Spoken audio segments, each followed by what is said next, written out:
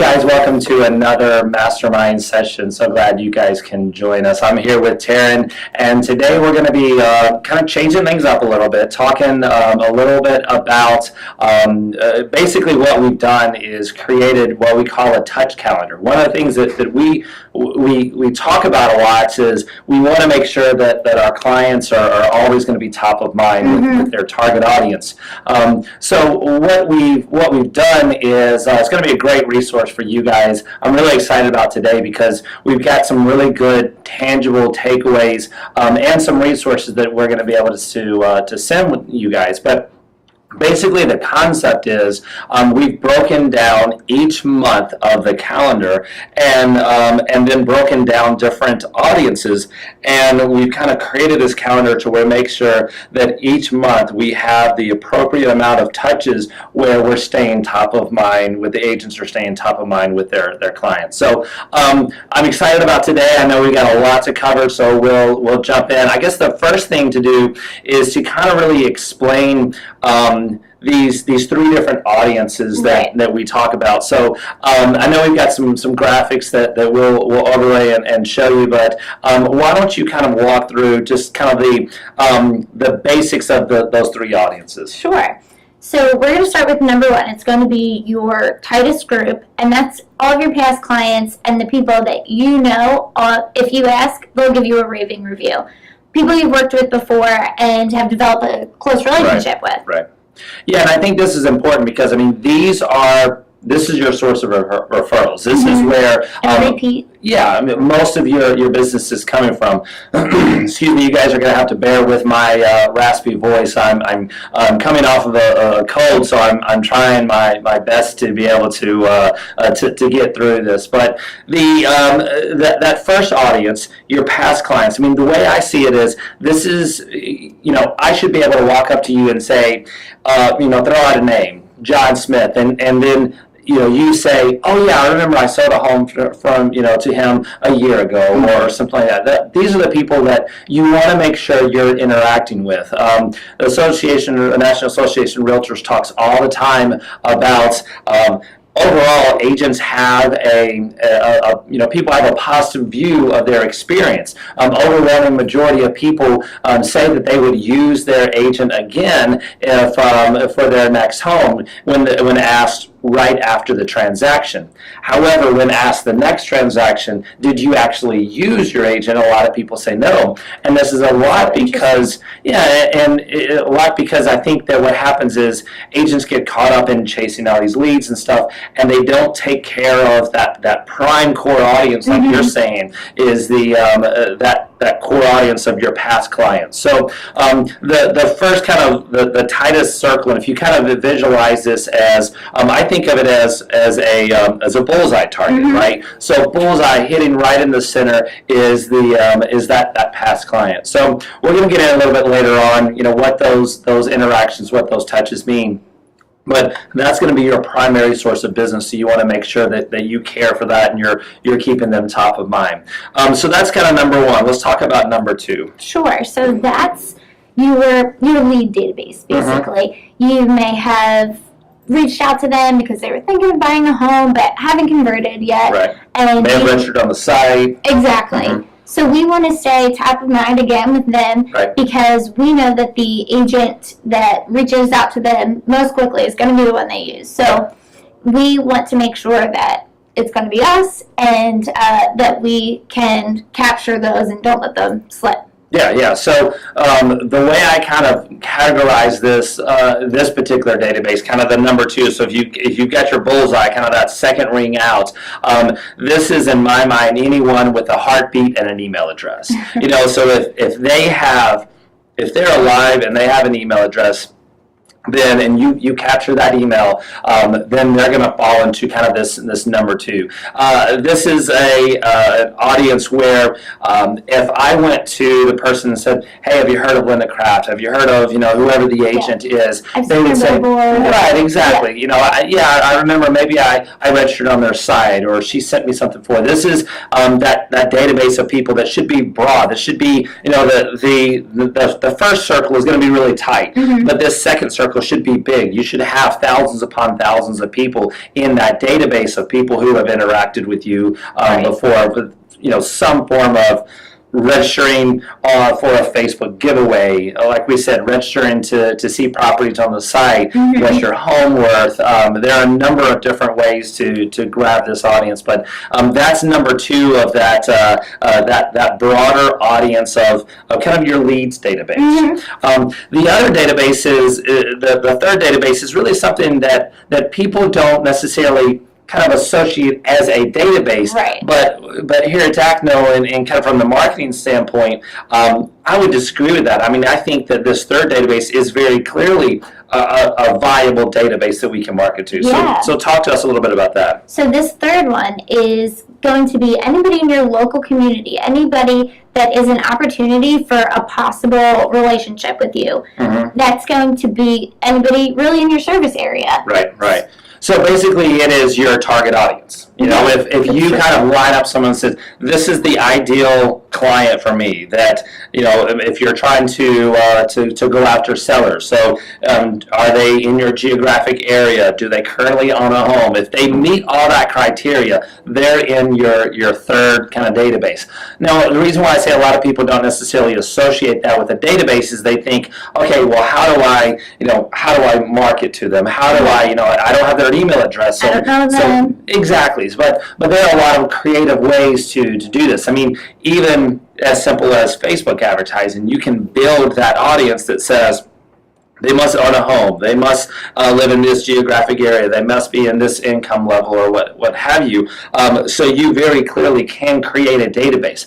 I think of a retargeting database also fits into this. I mean, and we can convert that. Right. These are, and we can log in and see, okay, there's exactly 10,362 people in this database. So yes, of course, I look at this third database as a database. Yeah. And I think that we have to approach it that way because we have to make sure that we go through and make sure we're touching those people that are our past clients. Make sure we're touching those people that we can maybe do email marketing to, but also make sure that we're touching that third audience, that third database of our target audience, because that's where you're going to generate the new business and what we want them to do. And the reason why I kind of look at it as that bullseye is we see that through that incubation cycle, that life cycle of this contact, they should probably, they'll start in that, hey, they're a target audience, and then they become a lead. Yeah. And then hopefully that lead turns into a closing, and now they become that past client. So it should be kind of funneling in towards that. So we're going to take a quick break here in a second, but when we come back, what we're going to do is we're going to kind of look at that graph in a little bit more detail, and then be able to kind of lay it out and begin to show some examples, because I think the best way to really kind of showcase this is, and one thing we want to make sure we're doing is not just talking in concepts. We want to make sure that we're giving real concrete examples that says, hey, this is how we do this. So I'm excited about that, because not only we're going to really kind of hone in that, but we're going to give you specifically, all right, in February, this is what to do in this. I think that's important because and some of you guys may be saying, okay, well, this is kind of weird. We're just starting third quarter. Why are we talking about something in a calendar? But the reason why I wanted to really focus on this is, obviously, now every market's a little bit different, but there's cycles within real estate within the year. So of course everybody knows that the spring and summer markets are kind of the hot time. Yeah, we're coming kind of down on that. Exactly. Yeah. So what I want to make sure is, because a lot of times people get so caught up in, hey, business is good, and they're not thinking about that pipeline. Right. And then the future. Right. So July's closings are great, August closings are great, and then they look and they go, oh, you know what, I don't have a lot lined up in September, I don't have a lot lined up in October. Right. So being able to really kind of focus on this now is going to help us to be able to, really focus on that pipeline.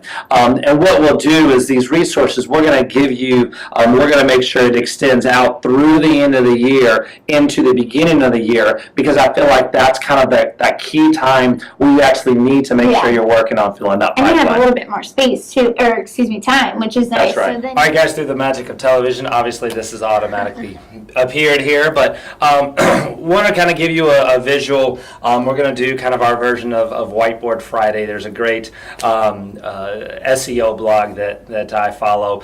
They always talk about kind of, they do their Whiteboard Friday, so this is our version of this. So obviously, real quick, then we're going to kind of get into the calendar, and we have digital versions of all this, so we can send these infographics and everything to you. But so this is kind of what we're talking about, the core audience, and then the leads. This is your kind of lead database, and then this is the huge kind of community. So what I like to do is, and hopefully you guys can kind of see a little bit of an example here. Let's see if we can not have a YouTube fail and then watch this thing fall over. But what I've done is I've kind of created a 3 columns of our calendar here of January through December. And so what this is a good exercise to do is to say, all right, let's talk about, because if you look, number one, that audience of past clients is also obviously going to be in your community, is going to be, in kind of everything kind of encompasses each other. Right.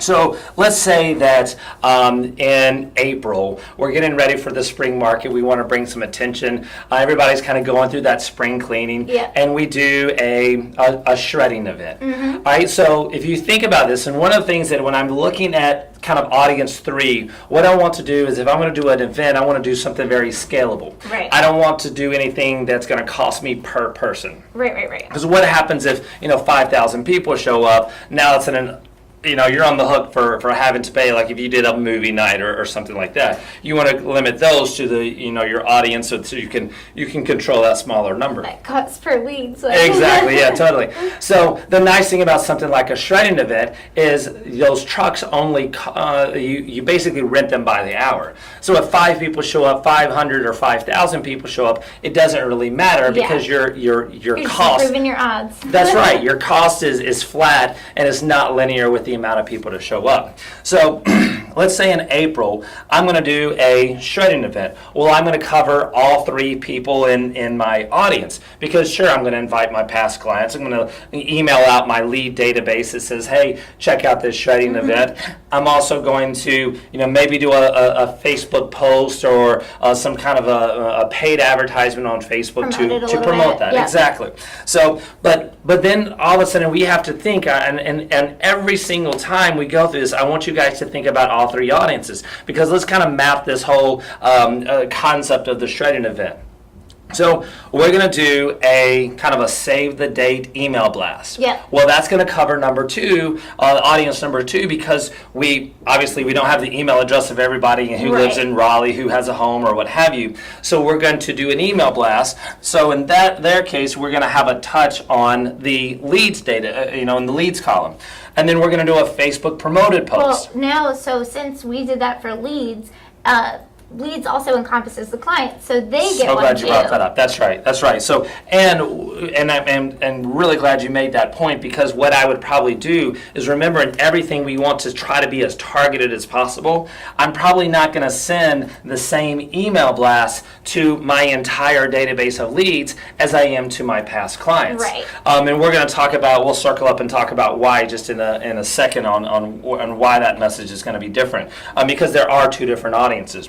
So, all right, so maybe we do that. So we have our X by, all right, we're touching the leads and we're touching our past clients. Mm-hmm. And then we're going to do a promoted post or a targeted ad on Facebook that's going to cover everyone. So now we've got the touch, or have that top of mind for all 3. So that's just the save the date, right? So then we're going to do maybe another email the day before that says, hey, that reminder yeah. This is going to be going out. So now I've got another touch on the leads. And depending upon when you do it, maybe you send it out 30 days early, and you send that email in March, and then you do another one the 1st of April to say, hey, tomorrow's the big day, or what have you.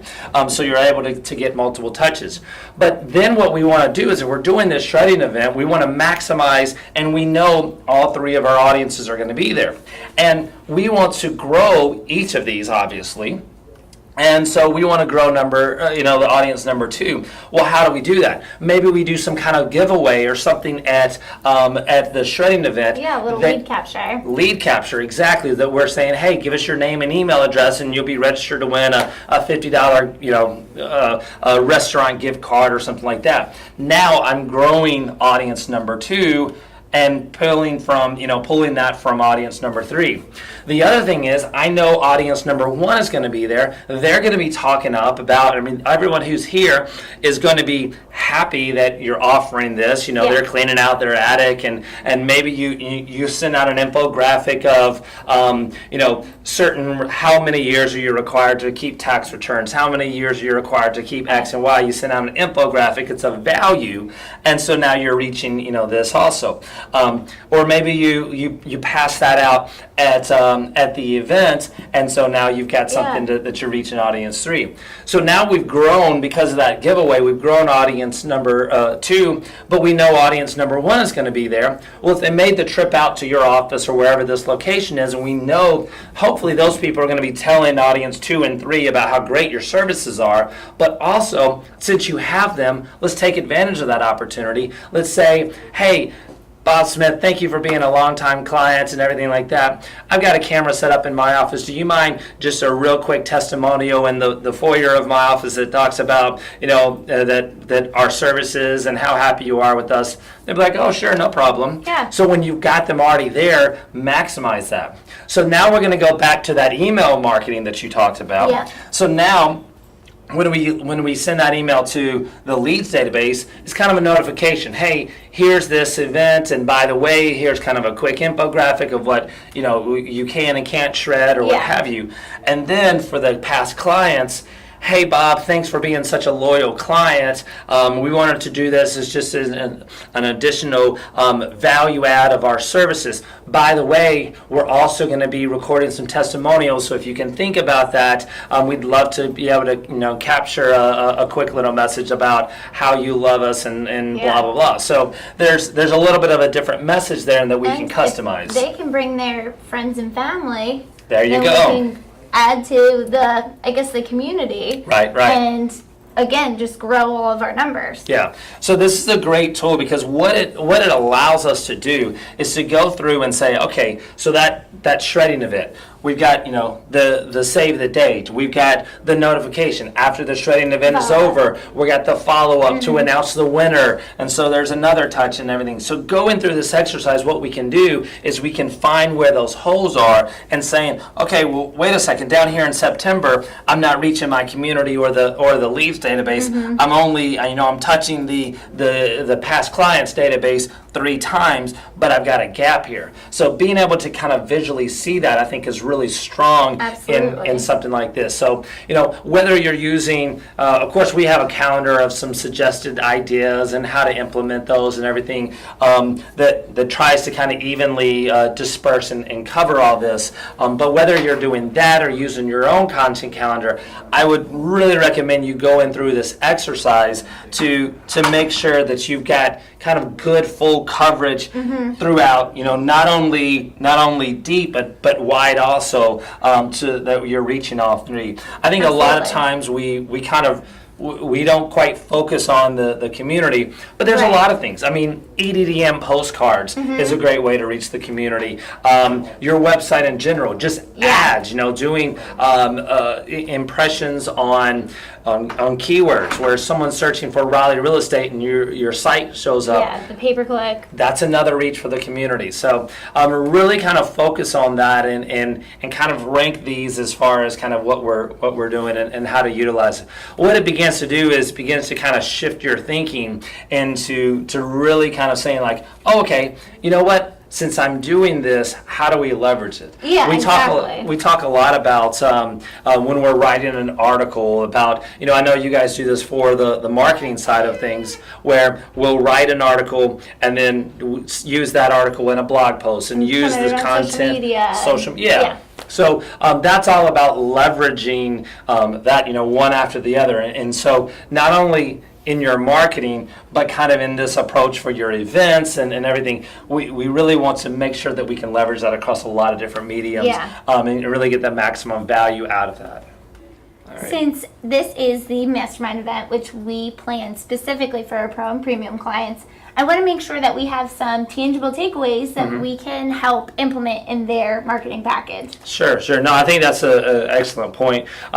So let's talk about a couple of examples, but since we've used the shredding event kind of as our prime example here, let's talk about that and how we can leverage, because you may think, all right, that's a community event. How does the marketing package kind of tie into that? But I think there's a lot of things you can do. Is one in the strategic planning of that. I mean, we've done a lot of helped out with resources and a lot of those. So we've got some documents. We've got some things that we can, at least some tools that we can point people in the right directions. But also kind of in the promotion, obviously, creating a content page about the event. Yeah. And you had mentioned just a few minutes ago about kind of the concept of leveraging that across a lot of different mediums. For sure. So you create that content page that has all the details about the event, and then you share that link on Facebook.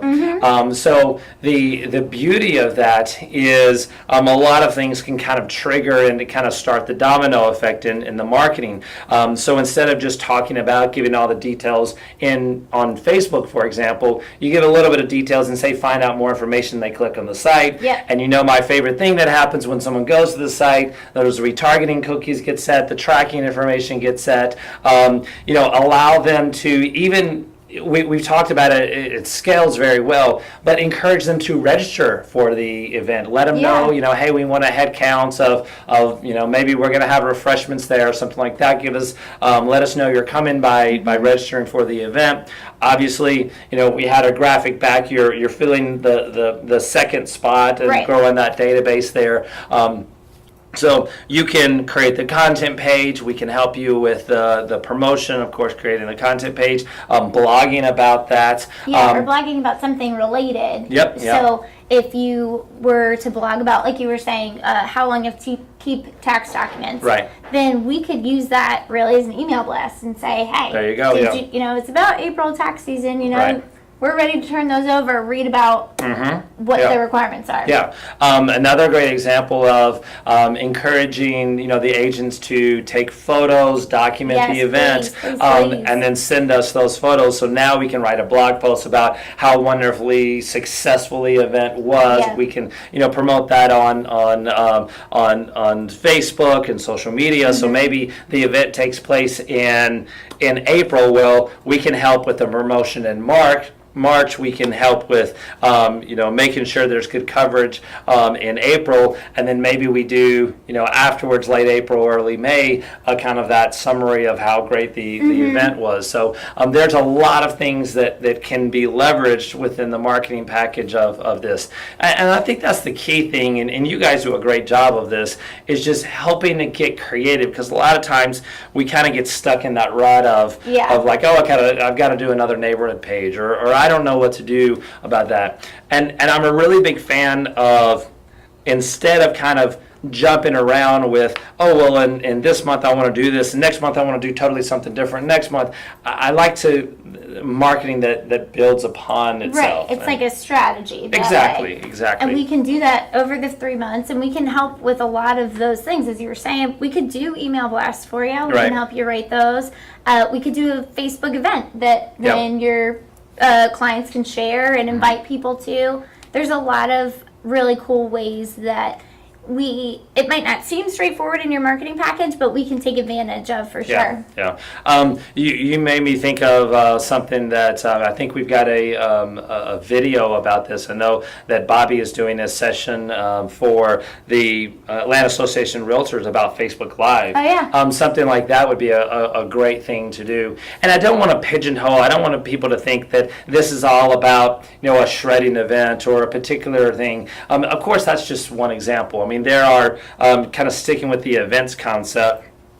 The shredding event I like because, like we've talked about, it's very scalable. Right. But when you're getting down to that single audience of past clients, well, you don't have to focus so much on the scalability. So, a lot of times people will do like a client appreciation night, where they rent out a movie theater and get people, movie tickets to a particular movie or something like that.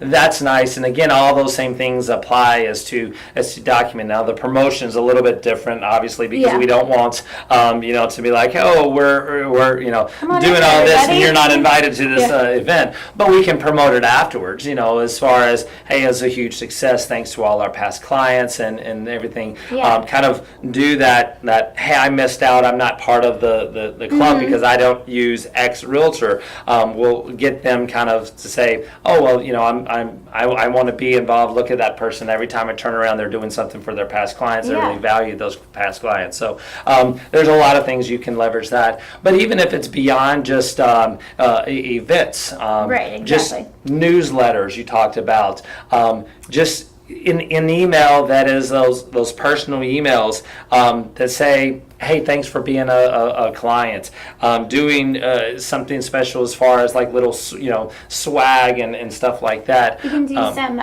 print advertising as well, like print campaigns to do what's your home worth, to get a little bit more of the listings hopefully, and we can do that. Again, we can create a page about that to have the CMA page, clean it up nice for you, get those out, and we can do EDDM, so that can be a larger group than just some leads that you do have an address for, and Yeah. So there's so many things. I guess like I said, the concept is just to really begin to think about it, and you said a key word that we're all about is really it's the strategy. And I like looking at the big picture and then being able to drill that down, because it does force you to do that strategy. A lot of times it's like it's very kind of, agents sometimes get that knee-jerk reaction of, we should do this, and then, oh, well, we should do this, and we run around and it falls into that kind of silo marketing that we've talked about in the past,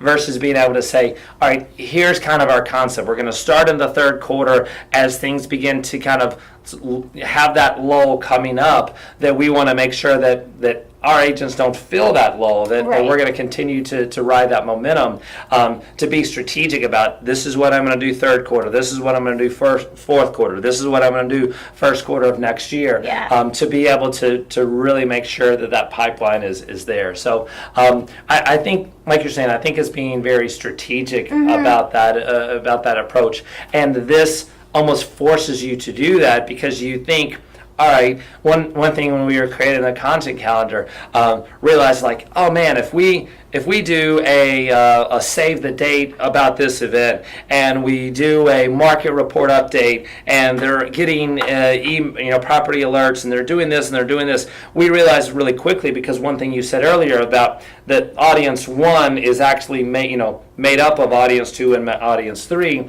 that we realized like, we're touching these people, 8-10 times. Well, maybe that's too much. Maybe we're pushing in their inbox a little bit too much. So having that strategic approach allows us to hone in and say, okay, overall, maybe we need to back this down and tweak something or move this later in the year, and to be able to kind of get a broader sense of kind of how everything plays together. Yeah, and I love breaking it down into the quarters, because they work out nicely as far as the sort of real estate cycle. Yeah. We've got the last one that's going to be a lot of those holidays, so they're a good time for reaching out to make people feel special. And then we have the spring, where we're getting ready for people to start really ramping up their home search or listing their home.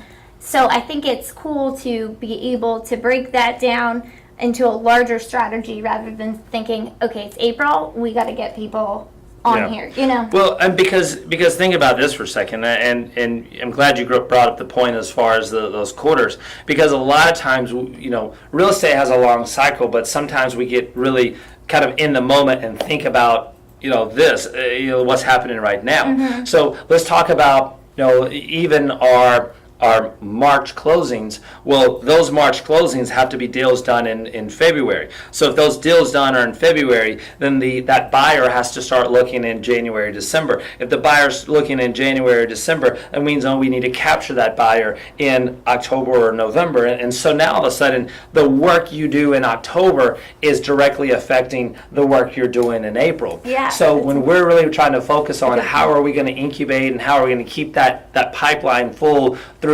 those October, November, December months, it's what you do today that is actually going to affect. And it's long term, but in a sense, it's really not. It's because, if you say, all right, everything we do today is going to,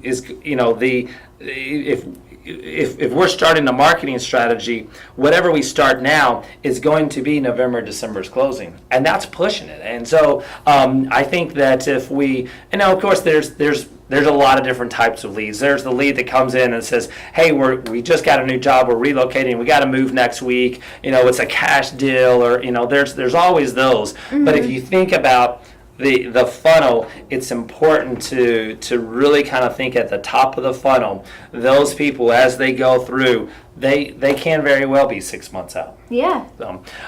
So just kind of something to think about when you're kind of planning that strategy. And August is starting to be the wrapping up this end of the year. So what can we do moving forward? What should our plan be? Sure. So let's kind of go through some examples. And again, this is nothing set in stone. Everybody has kind of unique markets and everything. So, but this will kind of hopefully get the creative juices flowing to think about some things. So for that second audience of anyone with an email address and a heartbeat, hopefully those people are engaging with you and you're reaching out to them and everything like that. So these are the people who have gone through the spring and summer months and are going in that tail end and haven't bought that home. So maybe it's a potential buyer, maybe it's a seller, and so what I like to do in this time is to kind of email out and do an email blast to that second audience and say, have your needs changed? Because there's probably a reason why. Maybe they're looking specifically for that mother-in-law suite or something very specific, the outdoor, a separate garage or something like, a work building or what have you. So I like to do an email around this time that says, hey, have your needs changed? Are you still looking? Can maybe if we have a saved searches set up, can we adjust those saved searches? So that's that. The second is usually we see around this time kind of the towards the tail end of summer, kind of going into August. Maybe there's a client appreciation, maybe end of summer party kind of thing. So that would be kind of in that category one. Would be the some kind of a save the date or an invitation to a client event party, and then that kind of falls with the reminders and everything.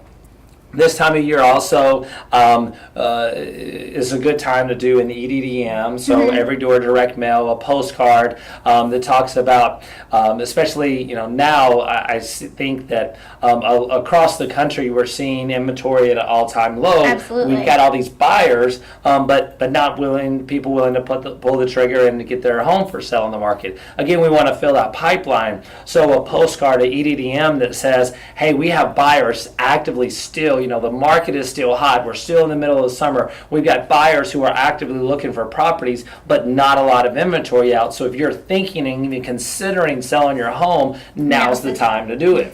So great minds think alike, right? Or you've heard me just way too many times at this. So that EDDM, again, covering audience number one, and naturally what you're going to do, and this is where the power of marketing comes in, where that person picks up that postcard and they say, they're at audience number 2, and because audience number 2 also gets the postcard, they go, oh yeah, that's that same person who also sent me that email blast. And so where you're stacking and getting that exponential value of marketing. Right. So maybe you do that. Maybe in October you do a social media contest. So you're focusing on audience 1 and 2 there. I have a client who actually does trick-or-treating, so she gets that whole community and gets to meet up with the clients and meet the leads, and it's a pretty inexpensive one to do, and not a big event either. It doesn't take a lot of planning. Sure. This is especially kind of going into October, and the neat thing about kind of audience 2 and 3 is they can ebb and flow and mix. And so what you want to do is you want to have that kind of viral aspect. So where if you share and send out really good content in audience number 2, what happens is that spills over into audience number 3. Because if I send you a really good piece of content about, you're talking about trick or treat, about, hey, here's the 20 places that will have, trick or treating events, and maybe the mall, and this community outreach is doing this on this night, and you give that overview of a blog post, and I email that out to you, and you've got friends who are taking their kids trick-or-treating, you're going to be more likely to share that. So now you and audience 2 is spilling over and helping the agent kind of market into audience 3. Yeah, absolutely. So that's a great thing to do. I mean, we just have come off of July 4th. One of the most popular blog posts that we help out agents with is where to watch the fireworks. Our copywriters wrote quite a few of those this year. So you can take that concept into August, September, October, and now when you're in that October here's the best places to trick or treat. Here's kind of all the community events coming up for Halloween. November, you mentioned earlier about how we're getting into kind of the charitable time of year. So partnering with a food drive or something like that is another great way to kind of reach the your audience there. So doing like a charity food drive, donating. This is also great where being able to have people drop things off at the office.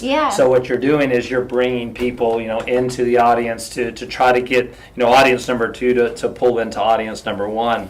And then of course December is kind of a very easy time. You can with all the various holidays and again that kind of camaraderie, the goodwill time of year, to be able to really leverage that. So a couple of more, just kind of extending into January. This is also a great time kind of in December and January to really start to focus on more market reports. Now you think, well, market reports aren't very sexy, but you can actually, again, use where a good market report going out to audience 1 and 2 spills over to audience 3. And what I mean by that is, sure, a very analytical market report on what's happening in kind of the year in review in real estate is going to speak to that person who's thinking about buying the home, but throw some fun stuff in there of the most expensive homes sold in each market, or the longest days on market, and the homes with the shortest days on market, or something to kind of get that HGTV, almost kind of sensationalism to it. What that does is peppering in those things will make your content much more shareable. So towards the end of the year, beginning of the year is that great time to do the market report year-end wrap-up, or in January when you release it, of kind of how was 2016. We see a lot of also kind of doing the forecasting. What is 2017? Here's my 10 predictions for real estate and what's happening in real estate for 2017. So you can begin to do that. That takes you into January. February, that's when you want to start getting that listing pipeline for the spring market. So an EDDM of your home may be worth thousands more than you realize, kind of working on that. We did one that says, we did a postcard, it's been so long I can't remember the exact title, but says, could you use an extra $4,000, and say on average homes are selling for $4,000 more than they were last year, or what have you. So so kind of talking about that, or the anecdotal evidence of hey, this, we listed this home and it sold $4,000 above asking price. So, what would you do with an extra $4,000 is the headline, and this home sold for $4,000 over asking. It's a great little postcard to send out. That's a good Facebook post too. Yeah, For sure. Interaction of people and engagement. If they say, Yeah. I would buy. Exactly. Yeah. So there's tons of them. We got information on the calendar of doing simple things like a Facebook post when you're doing a new listing, doing giveaways of, hey, this listing's going on the market next Tuesday. Do a guess the price game. So you do a Facebook says this home's going on the market next Tuesday. Guess the price, and the closest person wins a $50 gift card, or if you get it on the spot, to do this. What happens is really kind of two things. Number one, it gives an opportunity to kind of get a feel for what people are thinking that home is worth, to communicate back to your sellers. It's getting a lot of engagement. People like is kind of more that gamification of turning marketing into gaming. There's all kinds of simple little things that we've talked about a long time of how long ago did you buy your first home? What's the longest time you've ever lived in a one consecutive home? How much did you pay for your first home? People love to tell stories of, back in my day, my first home was only X dollars, or, what have you. So, all those little engagements, and what happens is you'll notice that primarily you're going to be targeting audience number 2, but what happens is there's that kind of ebb and flow that drills down, and even though you target audience number 2, you'll find that audience number 1 are the most people, like on social media, that are going to comment because they're your raving fans. They're the people who are going to engage with you. And what happens is when those people comment, then it's going to get friends of friends, and then it's going to flex into audience number 3 and bring those people in. And I think it's a good point to do some of these things that aren't super sales heavy, we have this new listing, we can find out what your home's, but a little bit more of the personal touch. It keeps people engaged. Exactly. You're posting the same things, then it might not apply to everybody, but something that they enjoy checking out is going to be much more successful. Well, even if even finding a unique feature about a particular home, you're going to get a lot more success going through and saying, oh my gosh, I just listed this home. It's got the most amazing closet. How many people would love a closet like this? And you point out a very unique feature, or maybe it's got a really cool fire pit, and like, man, I would love to have a fire pit like that in my home. And then so now all of a sudden you're still promoting the listing, but it's very much more conversational. It's not, hey, I just listed this home on Elm Street for $350,000. You're talking about the fire pit, and I would love that fire, and so now it's much more conversational. I think that's kind of what the focus is. So I know we kind of gone over the map and covered a lot of different, but hopefully you guys kind of got some value out of it. Remember, talk to your marketing specialist. We'll be able to send you out these resources like the infographic, the content calendar, so you guys can be armed with that. And kind of in summary, as you guys are thinking about your marketing, really kind of pay attention to how many times I'm reaching audience number 1, how many times I'm reaching audience number 2 and number 3, and you will see all 3 of those grow exponentially if you take it with that strategic approach. All right, well, I think that wraps everything up. Hopefully you guys got some really good value out of this. Remember, talk to your marketing specialist about getting those resources. They're free to you guys as a thank you. We talked about kind of the agent showing value and doing those above and beyond, and hopefully that we're kind of practicing what we preach here, and arming you guys with some of those free resources and tools. But ultimately, use our tools, use those resources, but begin to think strategically about those 3 audiences, and you'll see those audiences grow. Do appreciate it, and for Taryn and I, we'll see you next time. Thank you.